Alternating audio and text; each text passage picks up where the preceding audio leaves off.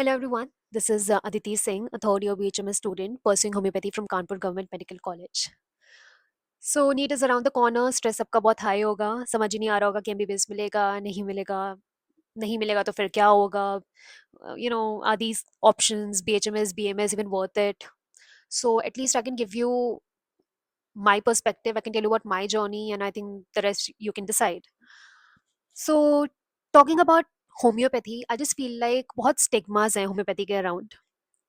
And जब मैंने ये फील्ड एंटर की थी बैक इन 2022, तो जब फर्स्ट ईयर शुरू हुआ था, half of the first year even I was like clueless, though I entered the field with a very blank slate, पर अनअवेयरनेस थी काफ़ी, मतलब there was nothing that I knew about the field, and I think I just entered out of no choice because that is what mostly happens in the majority of the cases. तो but by the end of the first year मैंने अपनी तरफ से efforts डालना शुरू किए. I started reading lot of articles, lot of research papers. तब जाकर के मुझे धीरे धीरे समझ में आया कि अच्छा, होम्योपैथी में कितने सारे चीज़ें हैं जिन पे अभी काम होना बहुत ज़रूरी है, या फिर कहाँ कहाँ अभी फ्लॉज हैं, या फिर फॉर दैट मैटर जब आपको फ्लॉज दिखते हैं तो वहीं आपको स्कोप भी दिखने लग जाता है. So that happened.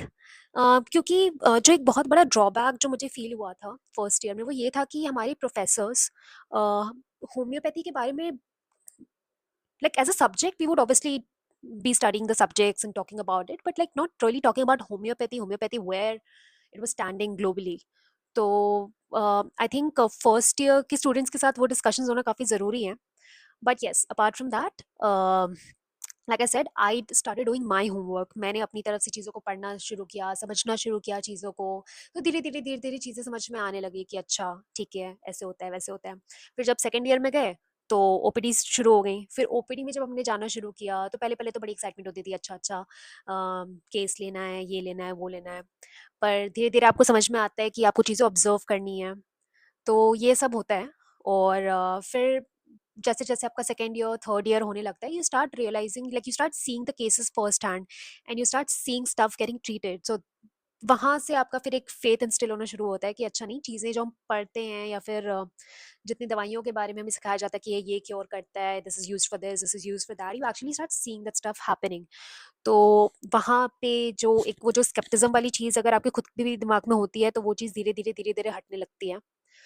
So I think अगर हम इनके एक एक करके स्टिग्मास के बारे में थोड़ा डिस्कस कर लेते हैं, तो जैसे सबसे पहला क्वेश्चन तो ये होता है कि भाई स्कोप क्या है. आपने डिग्री तो कर ली, पर अब आप आगे क्या करोगे? तो आई टेल यू. पहले तो अगर हम सिर्फ एकेडमिक टर्म्स में अगर हम बात कर लें, तो 2025 से पहले तक होम्योपैथी में, एक्चुअली 2024-23 से आइडिया प्रपोज होना शुरू हो गया था. बट इस साल से फाइनली अब हमारे बीएचएमएस के बाद एमडी तो थी हमेशा से ही. MD was always there, but now they have also introduce super specialisation. तो चाहे आपको कार्डियोलॉजी, न्यूरोलॉजी जिसमें भी करना हो, आप सुपर स्पेशलाइजेशन कर सकते हो. तो एकेडमिकली तो ये सारी चीज़ें हो गई कि आप बीएचएमएस करो, एमडी करो, फिर अपना सुपर स्पेशलाइजेशन करो, और अगर आपके अंदर बहुत श्रद्धा है, आप रिसर्च भी करना चाहते हो, then you can also pursue your PhD. Okay, and apart from that there are endless options. ठीक है, government job if you want get into, sure, go ahead. Private practice is always there. You can become a professor. And the best thing, I think, the best thing about being in medical field in general is that you can play all the roles at the same time. You don't necessarily have to be just a professor.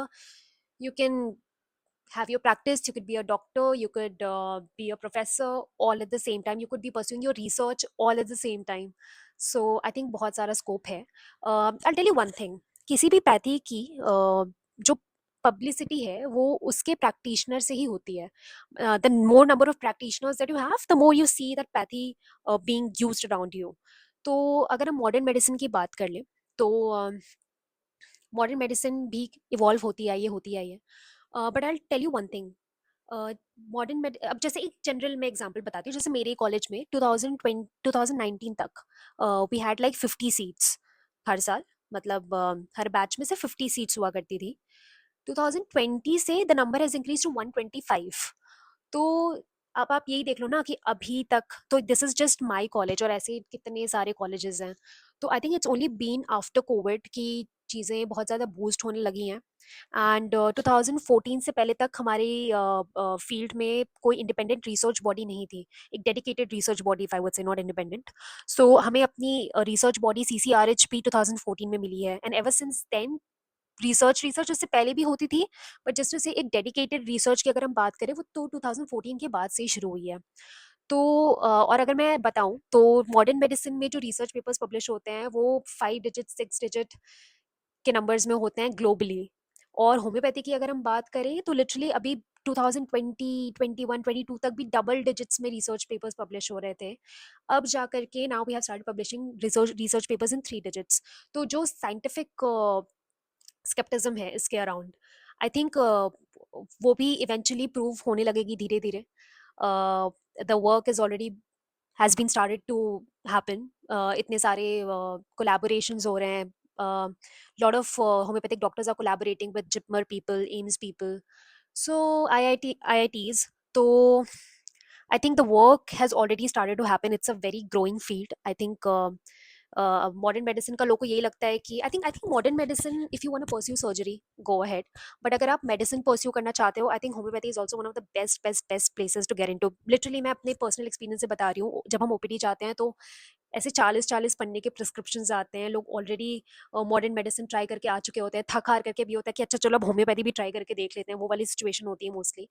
And when you get when you see those cases get treated, तो there's this a very weird satisfaction that you get.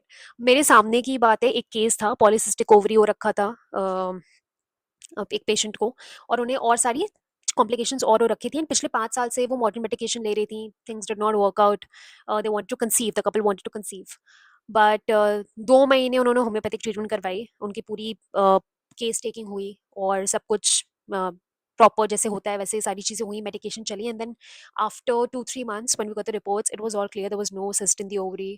So yeah, I think we'll have discussions about this very in an elaborate manner.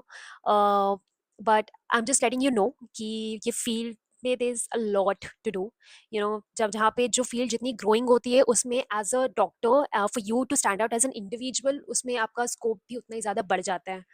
So yeah that is it, that is all I have to tell you. बाकी कोई भी field अपने में, I think it's very clichéd but it's also true कि कोई भी field अपने में पूरी कंप्लीट नहीं है, और हर फील्ड की अपनी एक सिग्निफिकेंस है। सो yeah, if you have questions about homeopathy with context to homeopathy, whether or not um, you would have a scope here, you can definitely text, let me know in the comment sections. I'll be more than happy to answer, or for that matter any query that you have with context to homeopathy, apart from ki didi itna marks aaya hai or itne rank aaye hain, so will I get the seat? No, not those type of questions, but purely with context to homeopathy. So yeah, that is it for now. If you want me to make videos on some other stuff, just let me know. So yeah, thank you, bye.